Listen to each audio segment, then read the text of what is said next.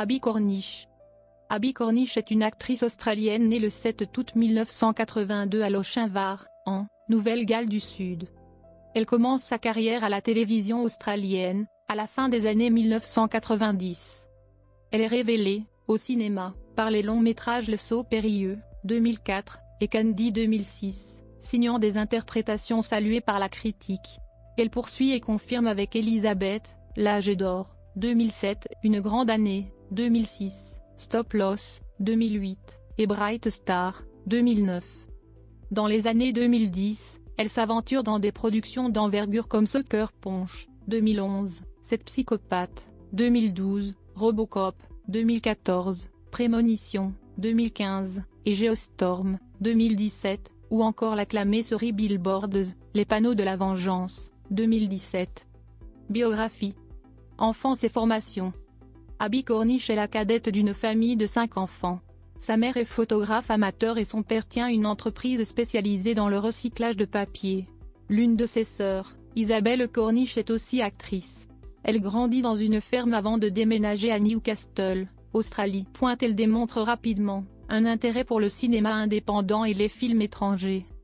Végétarienne depuis l'âge de 5 ans, l'année où elle commence à travailler dans le mannequinat, elle a été élue en 2001 végétarienne australienne la plus sexy. Ses parents divorcent à ses 16 ans. Elle s'implique et se produit sur scène avec le groupe de hip-hop australien Blades of Hades, dont elle parle de la suite de son implication dans l'émission Jimmy Kimmel Live, en janvier 2010. Sa famille vit actuellement à Hunter Valley, Elle sait jouer du piano et de la guitare. Début et révélation. Elle commence sa carrière au cinéma en 2000 dans Cercle intime de Samantha Lang, après avoir joué dans quelques séries télévisées australiennes à la fin des années 1990, dont un rôle de guest pour 9 épisodes de la série Wild Side, qui lui vaut son premier Australian Film Institute Awards. En 2004, elle est révélée grâce à son premier rôle principal dans le drame Le Saut Périlleux pour lequel elle a reçu plusieurs prix, dont celui de la meilleure actrice par l'Australian Film Institute, Institut du film australien. 2 ans plus tard, en 2006, elle poursuit cette percée avec le drame romantique Candy, dont elle partage la vedette aux côtés d'Heath Ledger et Geoffrey Rush, qui lui vaut une nouvelle vague de nominations ainsi que le Film Critics Circle of Australia de la meilleure actrice. La même année, elle seconde Russell Crowe dans le drame Une grande année, tièdement accueilli par la critique mais qui rencontre son public. En 2007, elle participe au drame biographique Salut Elisabeth, L'âge d'or, porté par l'actrice oscarisée Cate Blanchett. L'année d'après, elle seconde la distribution masculine menée par Ryan Phillippe, Joseph Gordon-Levitt et Channing Tatum pour le drame de guerre Stop Loss, qui malgré un soutien critique s'avère être un échec cuisant au box-office. En 2009, elle joue dans le film romantique Bright Star de Jane Campion aux côtés de Ben Whishaw, qui incarne le poète anglais John Keats. Nouveau succès, l'actrice remporte le Women Film Critics Circle Award de la meilleure actrice ainsi qu'une vague de nominations à ce même titre, par de nombreuses associations de récompenses. Il s'ensuit le film d'animation Le Royaume de Gaoul, dans lequel elle prête sa voix ainsi que le drame romantique W.E., réalisé par Madonna, qui divise et peine à convaincre entièrement la critique. À l'alternance, blockbuster et cinéma indépendant. En 2011, elle est à l'affiche de productions plus exposées. D'abord le film fantastique d'action Sucker Punch, réalisé par Zack Snyder, avec lequel elle avait déjà travaillé l'année précédente sur Le Royaume de Gaoul, ainsi que de Limitless, thriller de Neil Burger, avec Bradley Cooper et Robert De Niro.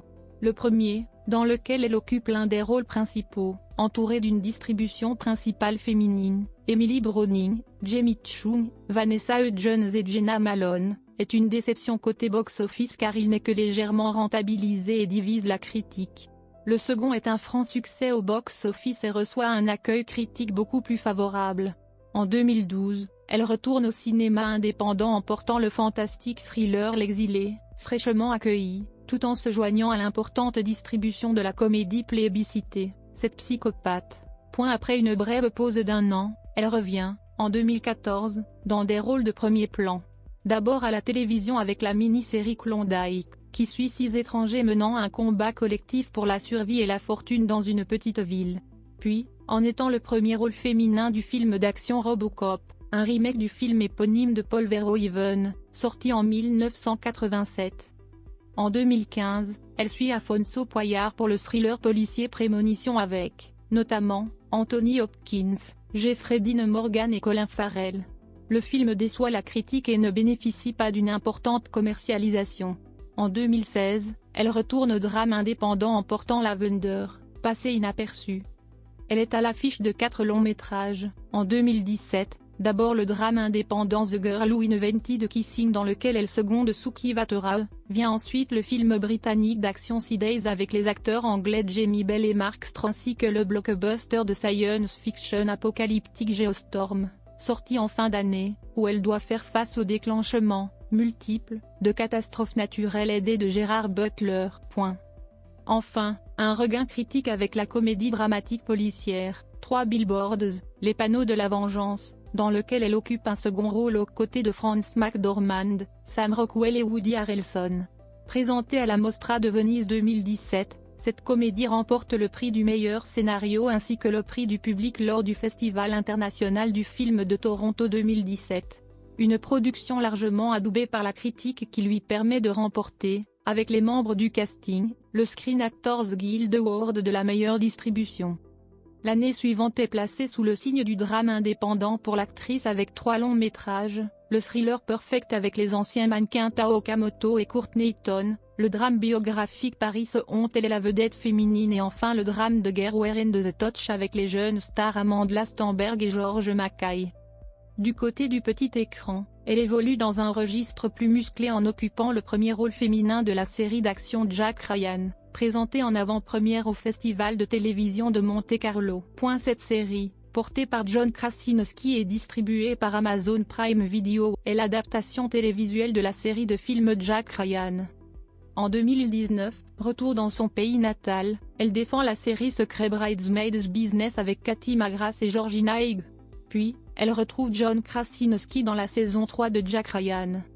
Vie privée. Elle était en couple avec l'acteur Ryan Phillippe qu'elle a rencontré sur le tournage de Stop Loss mais a mis fin à leur relation en février 2010. Filmographie.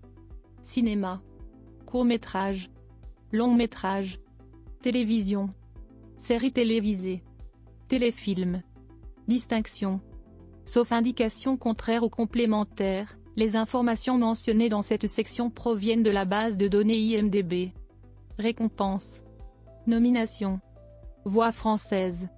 En France, Ingrid Donadieu et Noémie Orphelin sont les voix françaises régulières d'Abby Cornish. Elisabeth Ventura l'a également doublée à 2 reprises. Au Québec, elle est régulièrement doublée par Evelyne Gélina. Notes et références. Liens externes.